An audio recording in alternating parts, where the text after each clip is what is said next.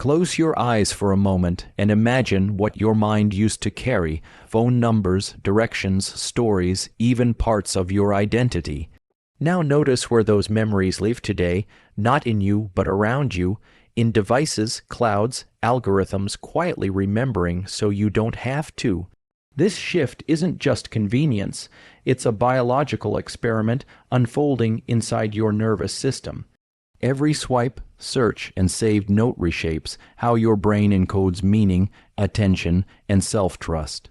Tonight isn't about technology as good or bad. It's about something more intimate: how outsourcing memory is subtly rewriting who you are, how you think, and how your brain will evolve next. For most of human history, memory lived inside the nervous system. Stories were repeated aloud, knowledge was rehearsed, and survival depended on recall. Today, memory increasingly lives outside the brain, in phones, cloud storage, search engines, reminders, screenshots, and AI systems. This shift feels harmless, even helpful, but neuroscience tells a deeper story. When you offload memory, you don't just free up space. You change how the brain allocates attention, effort, and trust. The brain is an efficiency machine. It follows a simple rule: what you don't use, you weaken. What you outsource, you downregulate. When external tools reliably store information, the hippocampus, the structure critical for memory formation, reduces the urgency to encode details deeply. Studies on digital amnesia show that when people expect information to be saved externally, they remember where to find it, not the information itself. This is not laziness, it's adaptive neuroplasticity, but adaptation always comes with trade-offs. Deep memory formation requires effort, emotional engagement, and repetition. External memory systems remove friction. You don't need to struggle to remember a birthday, a concept, or a plan. It's already stored. Over time, the brain learns that retrieval is optional. This subtly shifts cognition from internal narrative building to external lookup behavior. You know how to search, but not necessarily how to think through. This matters because memory is not just storage, it's structure. Memories link ideas, emotions, and identity. When recall weakens, so does meaning making. You may notice this as mental fog, shallow understanding, or difficulty explaining ideas without checking a screen. The brain becomes fast at access, but slower at synthesis. There's also an emotional cost. Internal memory builds confidence. Knowing you can rely on your mind strengthens self-trust. When memory is outsourced, the nervous system begins to treat the external world as a cognitive crutch. Lose the device, lose the signal, lose access, and anxiety spikes. This is not dependency in a psychological sense alone. It's a neural reliance loop. Importantly, this doesn't mean external memory is bad. Writing, books, and tools have always extended cognition. The difference in 2026 is speed, scale, and automation. Information is not just stored, it is recalled for you, summarized for you, and soon decided for you. This reduces the brain's need to practice recall, decision making, and long-form attention. Neuroplasticity does not judge. It simply adapts. If external systems do the remembering, the brain reallocates resources elsewhere, often toward rapid scanning, novelty detection, and reward-driven behavior. This explains why attention feels fragmented and why sustained thinking feels harder than it did a decade ago. The key insight is this: external memory reshapes internal priorities. The brain stops asking, "What do I know?" and starts asking, "What can I access?" That shift changes learning, creativity, and even identity. You become less of a container of knowledge and more of a navigator of information streams. The goal, then, is not rejection but regulation. Use external memory as an extension, not a replacement. Practice recall, teach without notes, sit with ideas long enough for them to imprint emotionally. Because what you repeatedly retrieve becomes part of you, and what you never retrieve slowly fades from the architecture of your mind. In the end, the brain will become what it is trained to be. The question is simple, and urgent memory does not operate in isolation. It shapes attention, decision making, and ultimately identity. When memory is increasingly externalized, stored in devices, platforms, and AI systems, the brain doesn't just remember less. It pays attention differently, and attention is the gateway through which reality becomes meaningful. The brain evolved to treat memory as valuable because remembering required effort. Attention was selective. You focused on what mattered because forgetting had consequences. Today, when nearly everything can be saved, searched, or resurfaced automatically, the brain receives a new signal. Nothing needs to be held for long. As a result, attention becomes brief, fragmented, and opportunistic. Neuroscience shows that attention and memory are tightly coupled. What you attend to deeply is what gets encoded. What you skim gets discarded. External memory systems encourage skimming. Notifications, tabs, and infinite feeds train the prefrontal cortex to switch rapidly rather than sustain focus. Over time, the brain becomes excellent at scanning for novelty, but weaker at staying with complexity. This has a quiet but powerful effect on identity. Identity is built from remembered experiences, values, and narratives. You are, in many ways, the story your brain can recall about itself.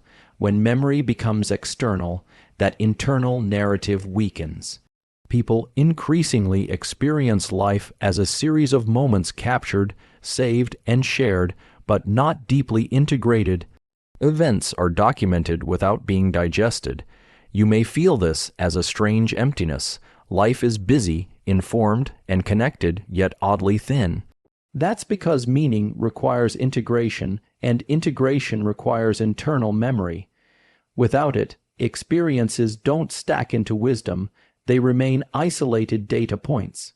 There's also a shift in decision making. Traditionally, decisions were guided by remembered outcomes: what worked, what hurt, what mattered. When memory is outsourced, decision making becomes more reactive. You rely on prompts, suggestions, ratings, and algorithms rather than internal judgment.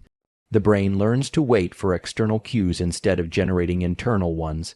This creates what neuroscientists call a reduced error learning loop. Mistakes don't sting as much because systems correct them, directions reroute you, apps remind you. Algorithms optimize choices. While this reduces stress short term, it also weakens the brain's ability to learn from friction. And friction is where resilience is built. Emotionally, this rewiring shows up as low-grade anxiety and self-doubt. When your brain isn't practicing recall, evaluation, and choice, confidence erodes. You may know more facts than ever, yet feel less certain. That's because certainty doesn't come from access. It comes from embodied knowing. Again, the issue is not technology itself. The human brain has always extended itself through tools. The issue is unconscious delegation. When attention, memory, and decisions are handed over by default, the brain adapts by shrinking those capacities.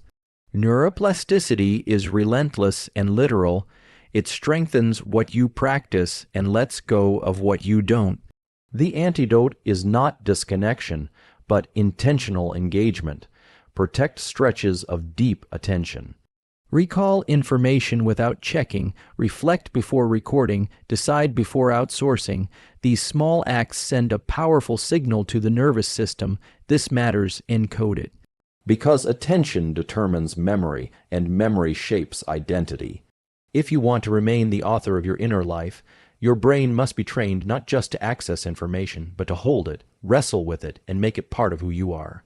In a world that remembers everything for you, the most radical act may be choosing what your brain remembers for itself. The modern brain is being optimized for speed. Every interaction with external memory systems, search engines, AI assistants, smart reminders, autocomplete rewards rapid access over deep understanding. This is not accidental. It is a form of training, and like all training, it reshapes neural circuits based on what is most efficient and rewarded. Speed feels productive, You can retrieve facts instantly, summarize complex topics in seconds, and move quickly from one task to the next. But neuroscience makes a critical distinction. Fast access is not the same as deep learning. Deep learning requires time, effort, and error. It involves the hippocampus working with the cortex to build layered representations of knowledge. External memory systems shortcut this process. When answers arrive immediately, the brain skips the struggle phase. That struggle pausing, attempting recall, making mistakes, is where durable memory is formed. Without it, information remains shallow and easily lost. You may recognize this pattern. You know something only when the screen is present. Remove the screen, and the knowledge dissolves. This is because the brain has learned a new rule: speed is sufficient. Why invest metabolic energy in encoding when retrieval is instant and external? Neuroplasticity follows reward. Fast answers feel good. They trigger dopamine. Over time, the brain becomes conditioned to prefer quick resolution over slow reasoning. This conditioning has consequences for thinking. Complex thought requires holding multiple ideas in mind simultaneously, comparing them, and synthesizing new insights. This process relies on working memory and sustained attention. When cognition is trained for speed, working memory capacity shrinks. Thoughts become shorter, more fragmented. You jump between ideas instead of building them. Creativity also changes.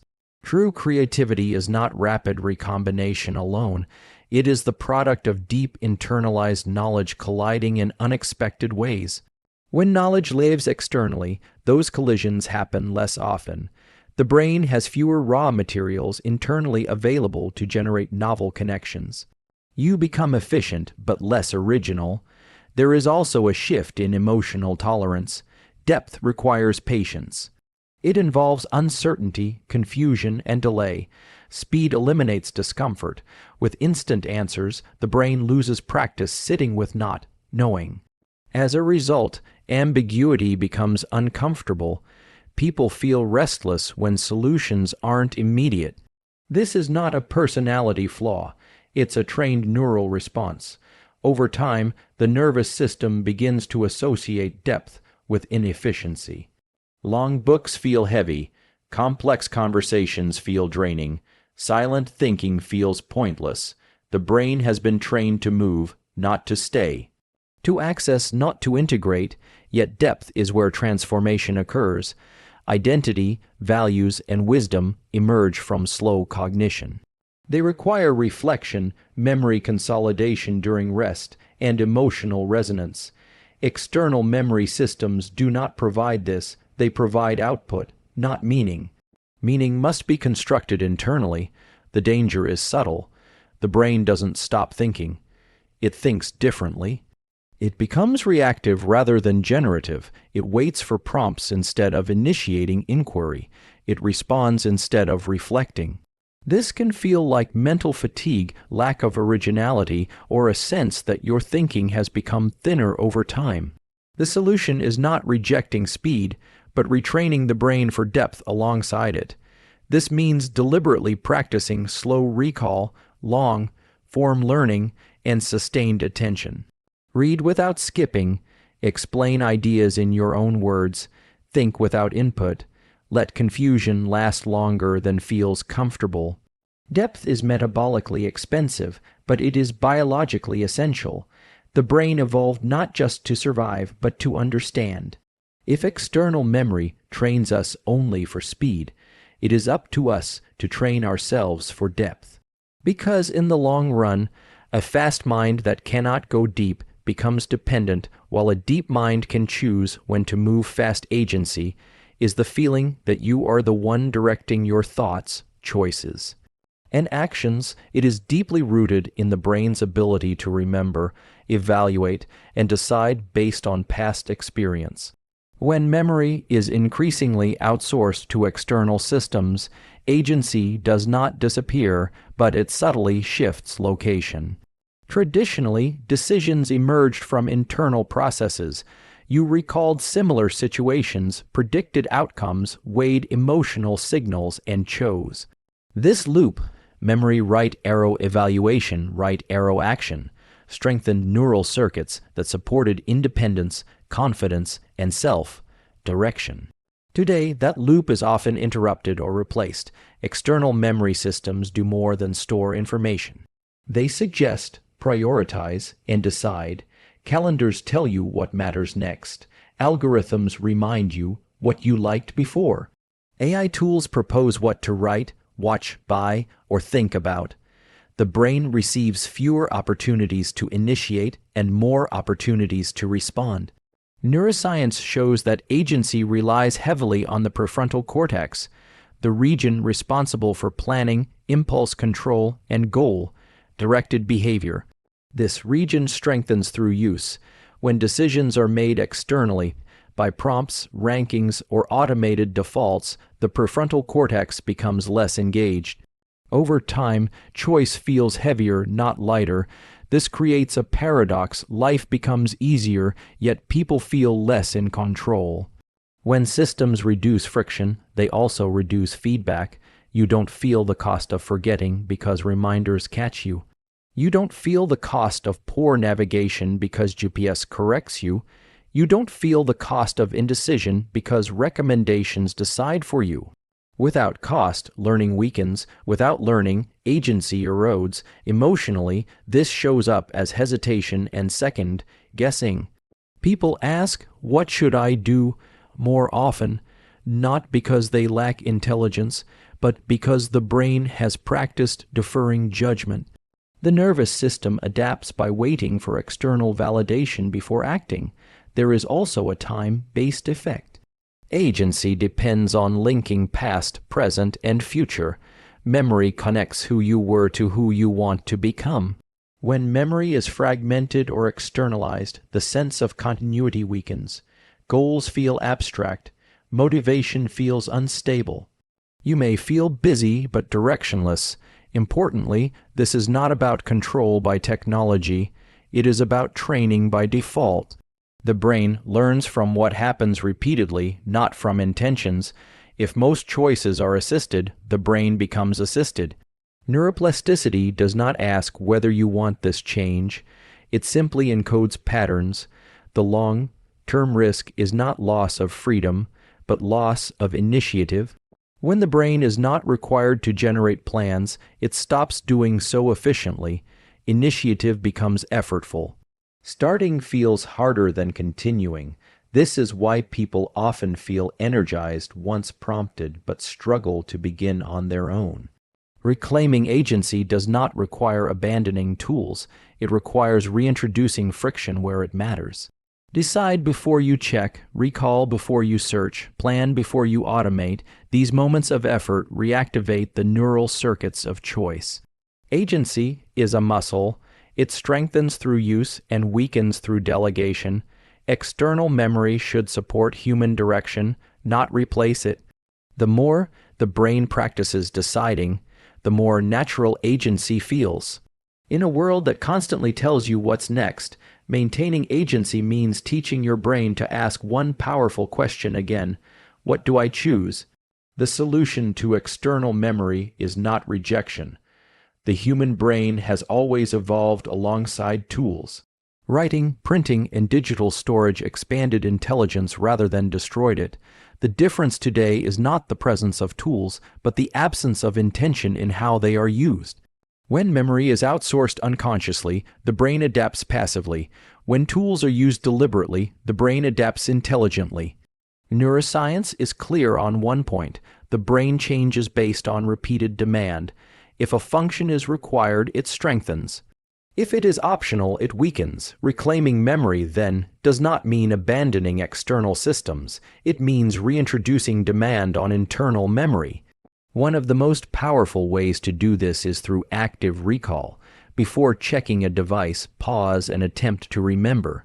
Even a failed attempt activates hippocampal circuits and primes learning. This effort tells the brain this information matters.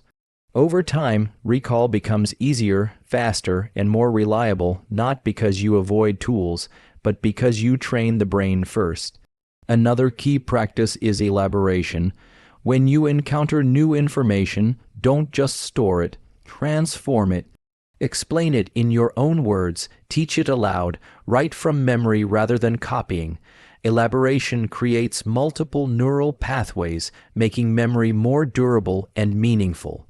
There is also value in selective forgetting. External memory tempts us to save everything, but the brain encodes meaning through relevance, not volume. Curating what you remember strengthens identity and clarity. Ask yourself, is this worth internalizing, or is access enough? This distinction helps the brain prioritize. Sleep plays a crucial role here. Memory consolidation happens during deep sleep. When learning is shallow and fragmented, there is little for sleep to consolidate. When learning involves effort and emotion, sleep strengthens those circuits. Protecting sleep is not just about rest. It's about preserving memory architecture. Emotion is another overlooked factor. The brain remembers what it feels. External memory systems strip information of emotional context. To counter this, link learning to personal meaning. Ask why something matters to you. Connect facts to goals, stories, or values. Emotion is the glue of memory. Deliberate memory training also means allowing cognitive discomfort. Forgetting, confusion, and delay are not failures. They are signals that learning is happening. When the brain struggles, it is building capacity. Avoiding struggle through instant lookup feels efficient but leads to long-term fragility. Importantly, this approach restores confidence. As internal memory strengthens, self-trust returns. You rely less on prompts and more on intuition informed by experience. Decision-making becomes smoother because the brain has richer internal data to draw from. The goal is balance. External memory should extend the mind, not replace it. Use tools for storage and scale, but reserve understanding, judgment, and meaning for the brain. Think of external systems as libraries, not substitutes for thinking, but places you visit after you've thought. In 2026 and beyond, intelligence will not be defined by how much you can access, but by how well you can integrate. Reclaiming memory is not nostalgia, it is preparation. A brain trained to remember, reflect, and choose will always outperform one trained only to retrieve.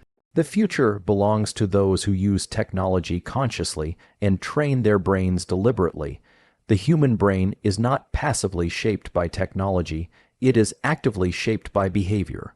What you repeatedly attend to, recall, and reflect on becomes the structure of your mind. As external memory systems grow more powerful, the defining question of the future will not be what can technology remember for us. It will be what do we choose to remember for ourselves. Memory is the foundation of learning, identity, and values. It determines how experiences accumulate into wisdom. When memory is externalized by default, experiences stop layering. Life feels like a stream instead of a story. Moments pass, are recorded, and disappear without being integrated. The brain adapts by living in the present without depth of context. But the future brain does not have to be shallow. It can be selectively deep. Neuroscience suggests that the brain thrives not on remembering everything, but on remembering what is meaningful. Meaning comes from repetition, emotional relevance, and personal choice. External systems can hold facts, but only the brain can assign significance. When you choose what to remember, you shape your internal compass. This is where responsibility enters the picture. In earlier eras, memory was limited by capacity. Forgetting was inevitable. In 2026, forgetting is often optional. What remains internal is what you intentionally train. This gives individuals unprecedented power over their own cognitive evolution. The risk is not technological domination, it is cognitive drift. When memory, attention, and decisions are outsourced automatically, the brain drifts toward passivity. Thinking becomes reactive. Values become inherited rather than examined. Without internal memory, beliefs are easily overwritten. The opportunity is the opposite. A brain trained to remember core principles, personal experiences, and hard-earned lessons becomes resilient in any technological environment. It does not panic when systems fail. It does not lose direction when inputs change. It carries its orientation within. This has implications beyond individuals. Societies depend on shared memory, history, ethics, and cultural narratives. When collective memory becomes fragmented or algorithmically curated, coherence weakens. Individuals grounded in internal memory become stabilizing forces. They remember context when systems forget it.